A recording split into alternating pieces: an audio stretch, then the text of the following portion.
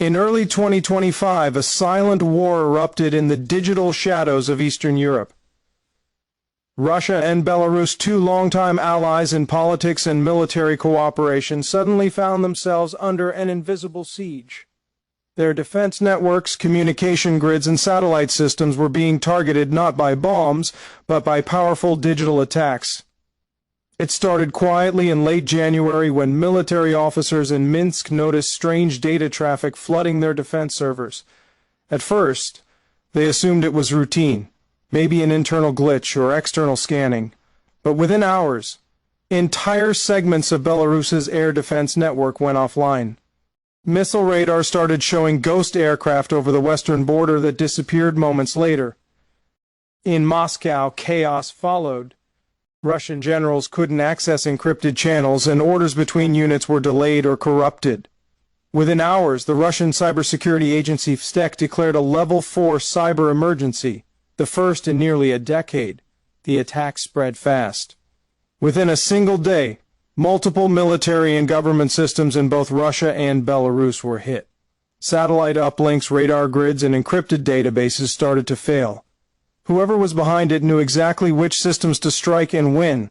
Western analysts called it the most coordinated cyber offensive since the Stuxnet virus that once hit Iran. Rumors began spreading that NATO's cyber command was testing a new digital weapon. Others claimed Ukrainian hackers were behind it, seeking revenge after years of conflict, but no one could prove anything. By February, the situation had become critical. Russian intelligence traced attack signals to multiple proxy servers across Asia, Europe, and even Africa. The cyber attacks were coming from everywhere and nowhere at the same time. In Belarus, panic spread when the National Cyber Response Unit lost contact with its own internal systems. Government websites were defaced with strange messages reading, "The Age of Digital Tyranny. Ending." The signature was from an unknown hacker group calling itself Shadow Flame. On the dark web, they posted a chilling statement: "We don't attack nations, we attack oppression." Over the next week, Russia and Belarus faced total digital chaos. Military drones lost GPS signals and crashed mid-flight. Logistics systems froze, making it impossible to track ammunition supplies. In Belarus alone, more than 60 government servers were rendered useless. In Russia, over 120 defense systems failed. Even parts of the power grid and oil pipelines were affected. Belarus accused Western intelligence of orchestrating the cyber war, while Moscow promised a digital counterstrike. However, independent analysts noticed something odd in the code used in the attack. It contained fragments of Russian, Ukrainian, and Chinese programming signatures, suggesting it might have been created using artificial intelligence or by multiple groups working together. In March 2025, leaked reports from Moscow revealed that the malware wasn't just stealing data, it was rewriting defense protocols and creating fake commands inside Russian military AI systems. Some insiders claimed the defense network started launching counterattacks automatically without human approval. That raised a terrifying question. Had someone built a self-evolving cyber weapon that no one could control?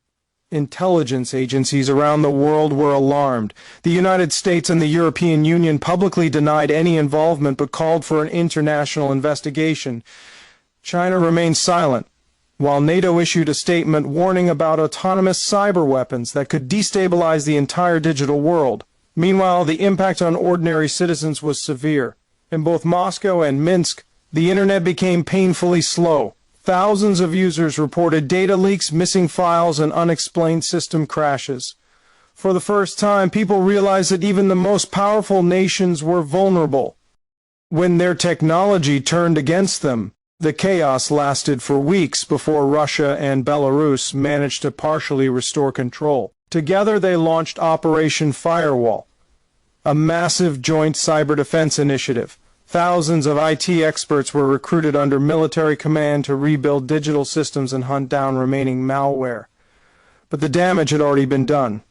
Billions of dollars were lost, critical information had been stolen, and the confidence in national cybersecurity had collapsed. The hacker group Shadow Flame disappeared from the internet as suddenly as it had appeared.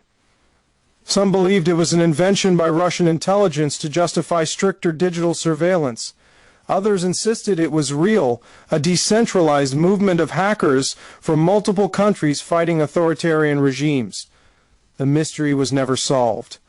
What was clear, however, was that the 2025 cyberattack marked the beginning of a new kind of war, one without borders, soldiers, or visible weapons.